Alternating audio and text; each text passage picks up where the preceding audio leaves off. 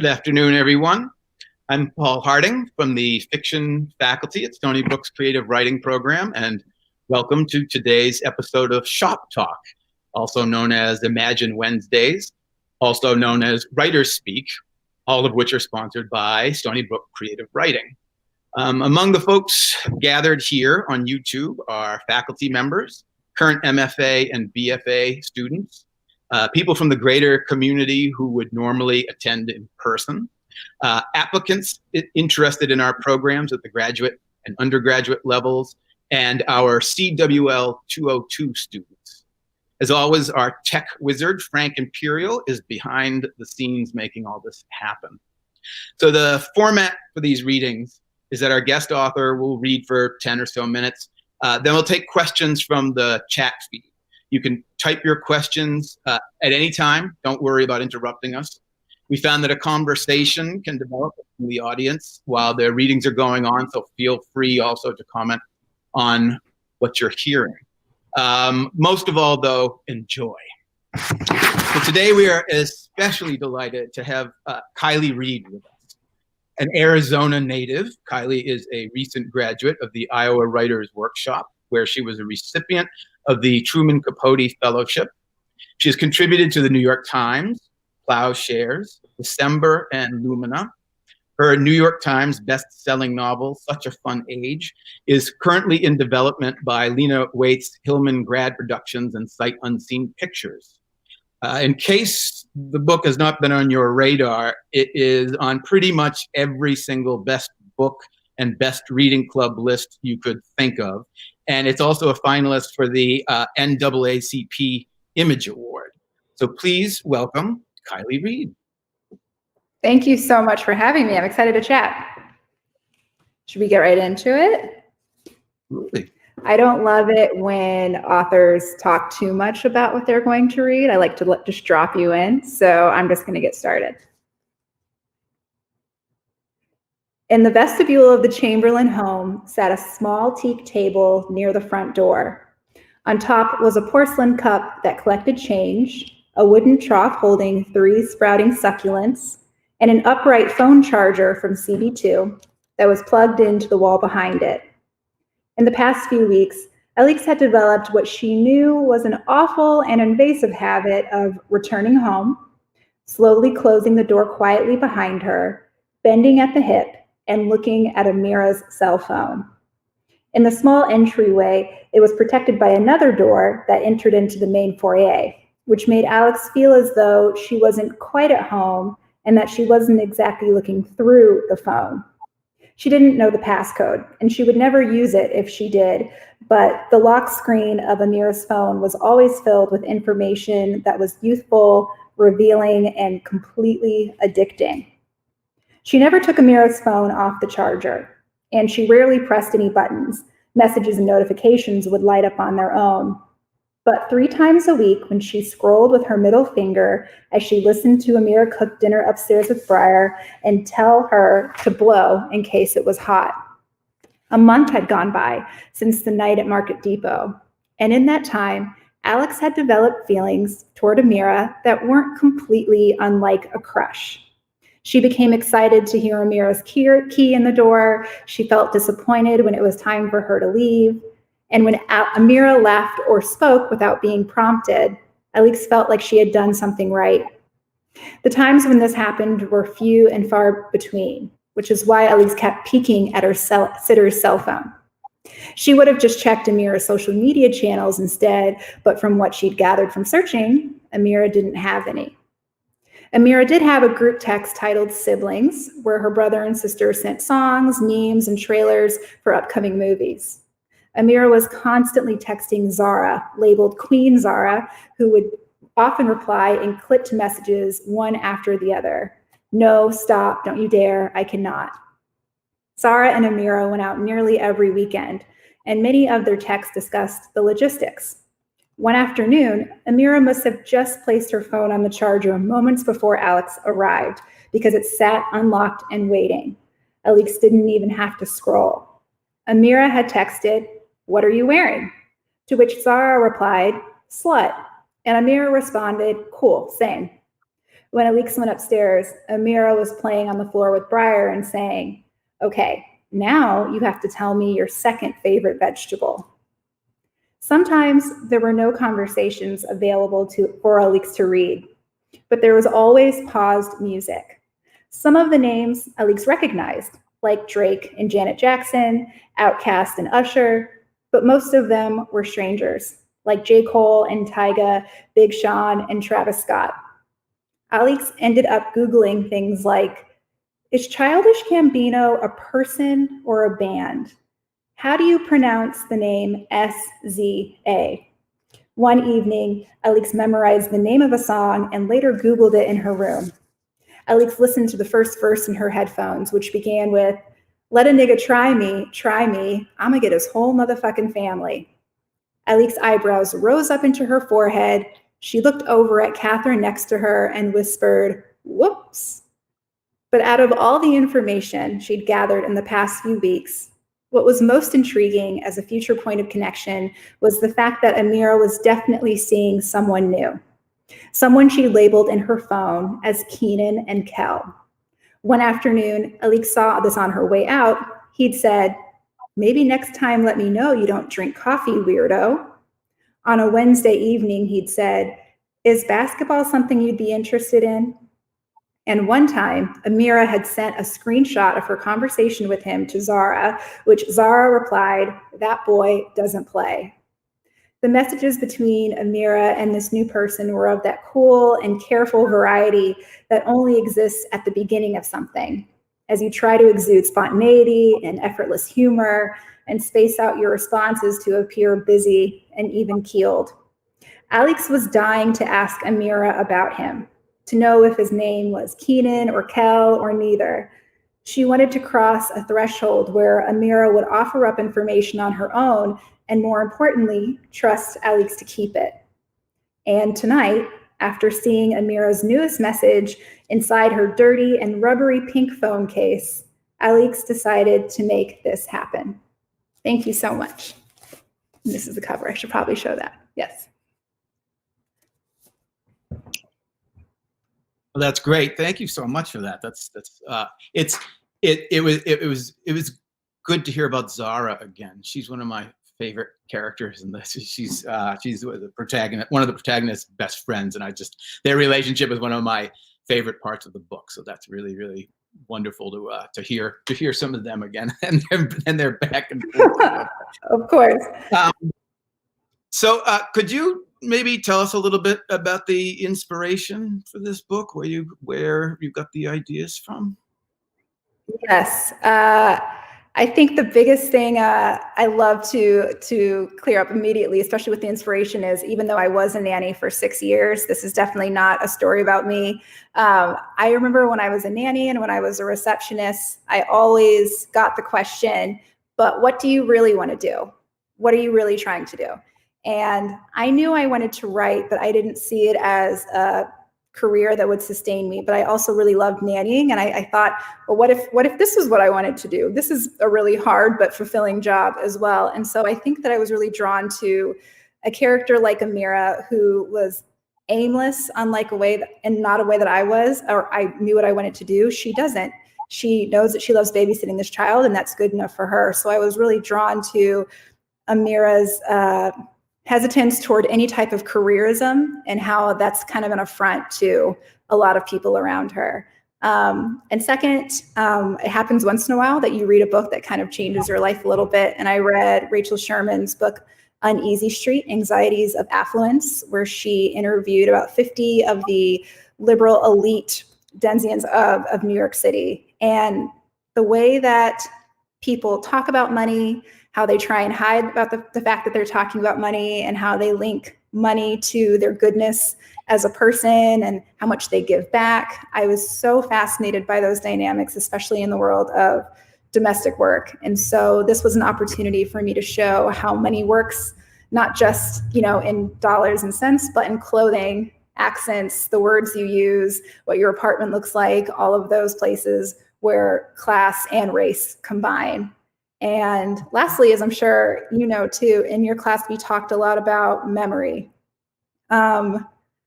I know I have family members who do this thing where, an event will take place and they'll tell the story and someone will respond to that story. So they tell it bigger and bigger and bigger. And then in 10 years, it's a completely different story. So I really wanted to honor the way that memory works on the page. And that just meant telling the story from the way Alik sees it, from how Amira sees it, even though that's not always the way that it happened. There are words that my characters use that I don't think that they really know the meaning of them, but I had to really curb that and say, just tell it the way that this character sees that word meaning. And so I think those were the big things. I was really fascinated by domestic work. I love talking about money, no matter how gauche it is, and then memory. Those were the three big things. Yeah, that's great. I mean, I think that really brings up the fact that I think maybe it's becoming more something that people sort of openly write about and talk about and think about in fiction. But class is something that often is something that authors are kind of can be somewhat uncomfortable with, and I just think that's great. And I think when you were talking about Uneasy Street too, I was thinking also about that Barbara Ehrenreich, the book Nickel and Dimed, if you know about that, which is just all about that kind of the economy. The economy. I think she was with women who are doing housekeeping and doing housekeeping jobs with like large kind of corporate housekeeping companies, and just the economics of that kind of like just that kind of trying to make a career and trying to survive on a domestic worker's wages, and a lot of the times they don't have labor protection, that sort of stuff, and absolutely class and race. Yeah. I think so. I think that's wonderful. And one of the things I just really love about the book too is how you it has that, to me, it's like one of the greatest virtues of a book is that it takes on these huge, serious, complicated subjects. It doesn't simplify them at all, but the prose and the writing are so clear and lucid that this is just it's totally accessible and in a democratic way. So you've written just there's a total seriousness to it, but accessibility to it. So it just feels very democratic. That makes me happy. And also, as we heard in things I read, I love accessible, smart novels that don't dumb the content down at all. And going with the process of publishing. I don't know if you felt this too. As a writer, you always imagine like the cover of your book before you even write the thing. And of course, and of course I thought, I want like this minimalist genius thing to promote me and no one knows who I am. Can't do that. And so I'm so thrilled with the cover and how bold and almost messy it is, because the story is very messy too. And the last thing I want is for anyone to be intimidated to pick up my book. And the last thing I want to do as a writer is dumb these topics down, because they're really important. Right. Yeah, exactly. I mean, it's a beautiful cover for the book too. I think there's that, and there's as an author, you're always afraid that you're going to run into an editor who's going to ask you to smooth the reader's fur and not make them uncomfortable about things like race or about class and that kind of thing. And that's what, again, it's just one of the great virtues of this book is that you don't do any of that, and but it's still absolutely you don't pull any punches. The book just is it's the perfect blend of accessible and just like high art, so I think that's wonderful. There's a question that somebody has here. Julie is interested in she says she loves the employer, the Alex character, kind of like she calls her, quote, a friendly stalker. So she wants to know how did you think about keeping her sympathetic even though she's kind of creepy? That's a great question. She is kind of creepy. So I feel that I struggle with writing any character that I don't like. Alex makes a lot of bad decisions, but she has a neurotic, obsessive energy that I think a lot of us have. I love characters that do two things: that one, know better, but don't act better. And two, characters who you care about them, but you also want to shake them a little bit. And Alex is definitely that person.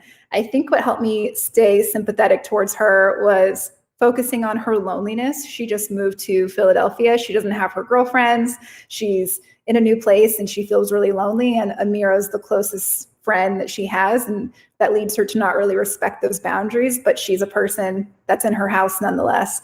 And two, I see Alex as a perfect victim of late capitalism, in that she is separated from her job and her work and her phone's not blowing up. And she has this feeling of, okay, well, who am I?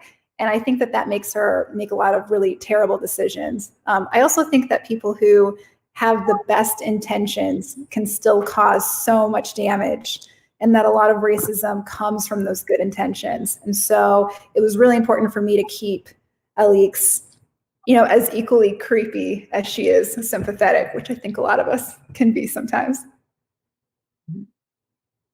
Yeah, that's one of those, when we, since we have so many writers listening in now, that's one of the things that we often talk, and I'm sure we talked about it in our workshop together.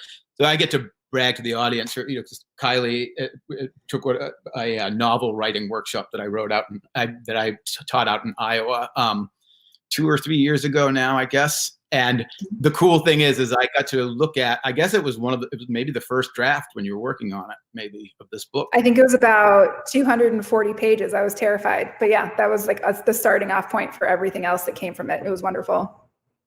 Yeah, and it was great because I think, so we probably talked about this in class, but just following up on what you were talking about, it's great to have characters who have combinations of appealing and unappealing traits. That's almost what generates like the dramatic tension and the complexity of character, like that idea that we know better but we don't act according to what we know always. And I also love, I think that's that phenomenon of our best intentions often are end up causing or are the source of some of the worst phenomena. The idea that you mean well and you just screw everything up when by acting on your good intentions. I completely agree. I think that there are people who could say, colonialism is through good intentions, and look at all of the things that have come from there. I think people are so complicated, and my favorite characters are the ones that I almost feel like I'm dating them and I'm not sure if I should continue on this journey with them. And so a lot of readers will say to me, I didn't know what you wanted me to feel. I didn't know if you wanted me to like this person. And I think that feeling where you're not sure, that's where I wanted readers to be. I love feeling a little bit called out when I'm reading or watching a piece of art. I love scary movies. I love feeling that tension. That's not for everyone, but that's definitely my goal when I'm writing.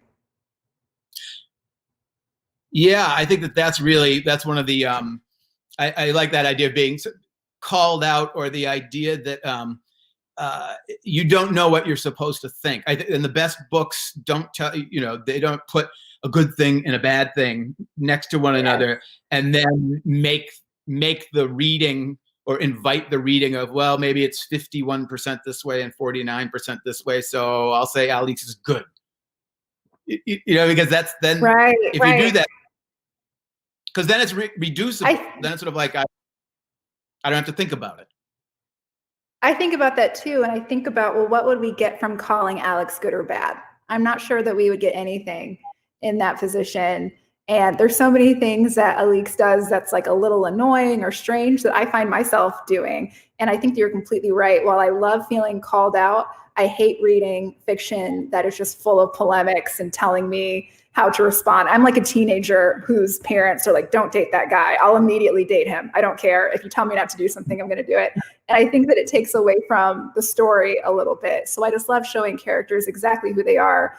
And I think, especially writers in here will know, that was going through so many edits and saying, is this the perfect word she would say? Is this the perfect inflection? All of those little things to really create a whole person. Yeah. And I mean, again, just as a note of appreciation, it's you're doing that with race and class in the United States. So you're playing with nitroglycerin because no matter what you write, you're going to hear it from somebody, right?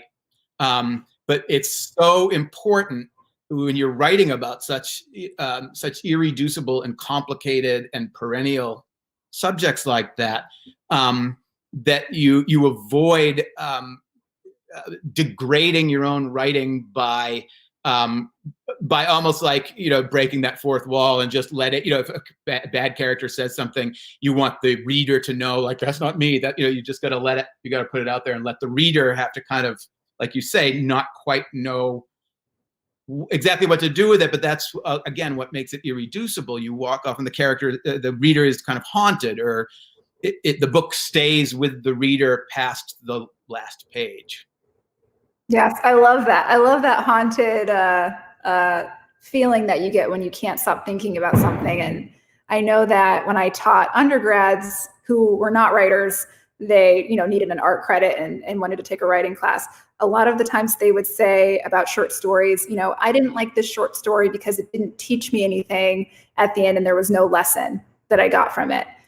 And I think in the same way that I wanted to teach them that a story is supposed to tell a story. And sometimes the best stories like leave you with all of these questions and not like you should do this thing. It really made me realize as a writer that a lesson is easy. These really sticky situations where you don't know what to do, the ones that haunt you, that's the one I really want to achieve. Yeah, that's right. And that we talk about that a lot in class too, just the idea that that if there's a moral to the story or a point or an answer or something like that, you can end up, well, first of all, just, among us writers, I live in terror of a reader being able to finish my book and feel like they've got the point, because then one thing that means is they'll never look at it again. They got it. They got the answer. And so I think I think that's right. And that's what one of the ways I talk about it is that it is, you're describing people's experiences. It's description. You're not explaining anything. You're not making an argument. It's like portraiture. You're depicting people's lives and all this kind of complexity that you're talking about. Right. I never thought that would be the harder part of just showing people in their truthfulness on the page. And I loved having especially Black women's response to Tamara, who would message me and say, I know this woman, it's my mom's friend. I can't believe you did this to me. I didn't want to experience this. And I feel like now I understand that that's what you want more than, I got it. Yeah. Yeah, absolutely. That's almost like the leap of faith. For me, it was just saying, I'm just going to describe it in all its complexity, and I'm not going to try to reassure people or convince anybody. It's just let it be there. That's great. Yeah. We have another question from Carla Caglioti. Can you discuss the title, Such a Fun Age? It's so layered and thought-provoking. When in the process did you know this was to be the title? That's such a great question. Well, there was the part in the process where I thought it was the title, and then when my agent told me maybe it's not. So there were a few back and forths on that. When I was a nanny for a long time, the phrase "such a fun age" is something you hear very often. You're at the playground, you see another nanny. Oh, how old is she? Oh, 15 months. That's such a fun age. And it was just kind of this really banal, like, how's the weather type thing among caregivers. So I really loved that it put me for one in the caregiver zone really, really quickly. But it's also definitely commenting on the characters' ages. Amira is coming to the end of her parents' healthcare at the age of 25. And I think that she feels, in terms of her age, that she's really late and she's not having the fun that all of her girlfriends are having. Alix is 33, and she also feels like, is this am I peaking here at this very young age of 33? And then of course you have Briar at this very special age of 3 years old. But zooming out even further, the book was definitely based in 2015 intentionally. I think that we can often romanticize the current political climate we are in and say, oh, things are bad now, and they were so much better 6 years ago. when really, in 2015 and 14, that's when Black Lives Matter was making themselves known, because people's lives were being taken and justice wasn't being served. And so I wanted to comment on this age and the fact that in many ways, this is a really old story that I'm telling, which is a white woman who is in charge of the domestic care in her household, the Black woman who is taking care of her child, and then the little girl who's caught in between. So yeah, I was trying to accomplish a lot with the title. Yeah. Well, I think you did. I think that's great. And I think that's, again, one of the things we always talk about too is just, the way you just described the book is, I always talk to my students about, like, if you're gonna bother writing a novel, why bother putting anything less than everything at stake? It feels like you want to save some things, but it's just put everything in it. You're totally right. Yeah, right. Yeah. Put Do you know your in titles? My title for my new book? When you start writing something, do you know your titles, or does it come to you? It comes to me, and it is a very, very difficult process, painstaking. I'm motivated by fear, though, because I'm always afraid that if I don't have a title, somebody will give one to the book, and that scares me. No, I don't want that. I'm with you on that one. No, I love that. And I think that that's also that idea that very 2015 and not romanticizing or making a kind of singularity out of, the politics now, because there's that sense of also that there's a sense of history and that continuity there. And because as you were, and again, this is just what good books do. They open up the rest of the world, because as we're talking about your inspiration in 2015, you're just making me think about what happened in Wisconsin with the voting, and all the stuff that's going on with the Voting Rights Act right now. And, the way, what is it, Article 5, subsection 5 or whatever is taken out. All of this stuff it's still absolutely, it's still relevant. And everything in the book is still relevant, because it is all of those relationships you're talking about in the class and the money and the privilege. And unfortunately, I didn't mean to sound flip, but it was ever thus. I mean, it's absolutely ongoing. I agree. And something that was exactly what I wanted to do, as a picture of this time. But I also wanted to have Amira kind of represent a lot of people, kind of like myself, who thought, I am not an active political participant of the world. I'm just a broke person. Like, this is everything that's wrong with me is my fault. And Amira is a young person whose health insurance is dependent on her employment, which is not how it is for many countries around the world. But for that period, it guides her entire life. And I remember when I didn't have health insurance, when I was playing or I was out with friends, anything, I would think, if you misstep or you sprain your ankle, or if you cut yourself and you need stitches, it is going to alter the course of your life, because you're going to end up spending thousands of dollars. And so I wanted to put Amira within these boundaries, almost like it was a science fiction, piece, but this is real life, and people live like this every single day. And so the great thing is, the story is based in Philadelphia, and Philadelphia is kind of leading the way right now for rights for domestic workers. I'm working with the National Alliance of Domestic Workers, and they have just passed a Bill of Rights that would ensure things that everyone deserves, like 2 weeks notice, 4 weeks if you live somewhere, if you babysit for a family for more than 5 hours a month, you are contracted, whether you've signed something or not. And it just demands the respect and honor that domestic care workers should always have. And so if this story was told again now, I'm happy to say that it would be told a little bit differently, because Amira would have those tools. At the same time, she would still be fighting for health insurance. So it's interesting to see how those things play out against each other. Yeah, there's that idea that you don't think of yourself as being overtly political or whatever, but politics befalls you, or politics and the law befalls everyone, and particularly, like domestic workers, people that are in these vulnerable groups, and I think also that's the, I just keep thinking too, that as I'm thinking about my favorite books in relationship with this wonderful book you've written too is just, you know, writing about lives that might not always be the first that leap to mind to people. You know, it's not like a story about a great hero. It's not, you know, it's a kind of domestic epic sort of, put it that Yes. way. Those are my favorite. Yes. Yeah. So I just think that that's absolutely great. Can I said I asked you this earlier, and I know sometimes it's writer on writer crime, but are you you have a new manuscript you're working on by any chance? Yes. Very, very slowly. I love to do, so yes, I'm working on novel number 2 and I'm really excited about it. I'll say it's based somewhere much warmer than Philadelphia.